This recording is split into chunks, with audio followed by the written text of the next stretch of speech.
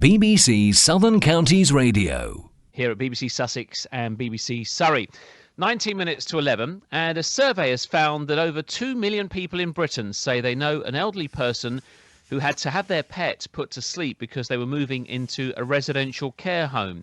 The Live-in Home Care Information Hub survey also found 20% of elderly people say they know their pets would refuse to go into care home without their pets. Journalist and TV presenter Dame Esther Rantzen joins me now. Good morning. Hello, good morning. Hi, this is quite sad, isn't it? Can't something be done to help people? It's actually heartbreaking when you think about it, because you know how we feel about our pets, and the idea of putting a dog or a cat or even a goldfish, I'm very fond of goldfish, to sleep, actually is so serious for many older people that in this survey, 17% of them said they'd pretend they were well and fit rather than tell the truth about their frailty and be moved into a care home and have to lose their pet. You know, this is not actually trivial. Of course, we think about pets as, you know, a hobby or an extra in our lives. But for older people who are living on their own, it may be the only other being in their life that they feel cares about them and needs them and that they care about.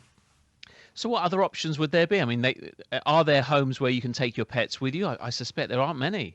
There are some, but 71% of residential homes and sheltered housing schemes refuse to allow residents to have pets. So that's one change. We need a change in attitude. We need to be very clear about whether it's really difficult or impossible for an old person to bring a pet with them. That's one. I know of somewhere older people are allowed to bring a pet, but not allowed to replace a pet. And then the other option is this live-in care. And what that means is having a carer staying 24/7 in an old person's home, enabling the old person to stay in their own home, which for many other reasons is also can be very beneficial, particularly if someone is beginning to suffer from dementia. And it's very disorientating to have to move into a completely different environment. Does that work, the live-in carer model? Because it sounds like it's very expensive having one person to look after one person. And one-to-one care is expensive, isn't it? Well, it can be 1 to 2, you know, if you've got a couple living at home. So obviously that halves the cost. And also, although it's expensive, so is residential care in a home, in a care Easily home. £1,000 a week in Exactly places, or more. so. And it's been estimated the average cost of live-in care in your own home is somewhere around $650 a week. So, you know, it's not nothing, but and the thing is, many people have to sell a house to go into residential care. Well, if you can sell a house, you can also raise a mortgage against the house, which may pay for a carer. So it's an option that people don't always think about. But it's certainly, my mum had a live-in carer to the end of her life, and it made all the difference, all the difference.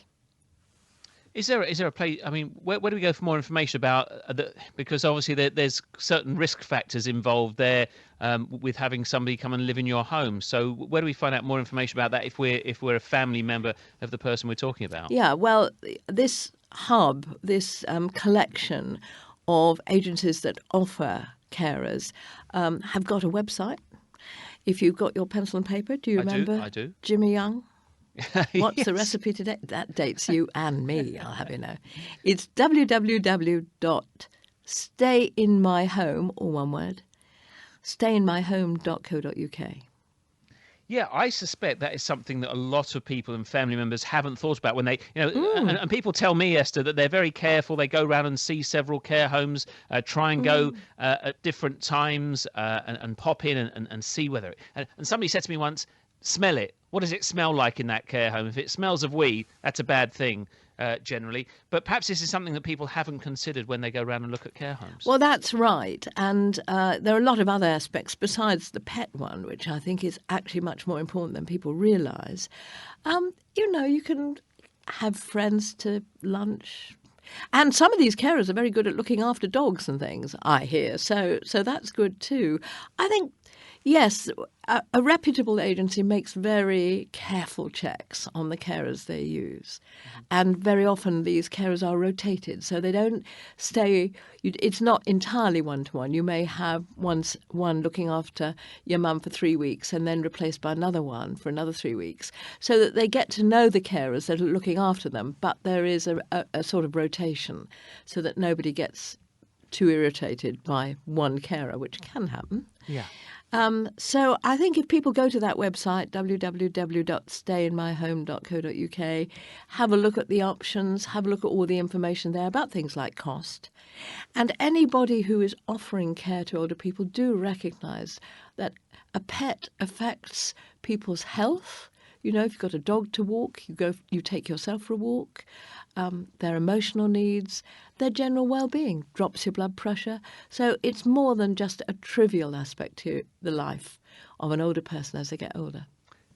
I think what you told us, I think will maybe inspire a few people to find out some more. So many thanks for your time today, Esther. Pleasure. See you again. Thanks. Bye. Dame Esther Rantzen with us. So that is interesting. I wonder if that has happened in your family, whether an elderly relative has had someone come and live in to care for them rather than closing down the house, selling the house and putting somebody into residential care. How has that worked out? 03459 570057 is our number.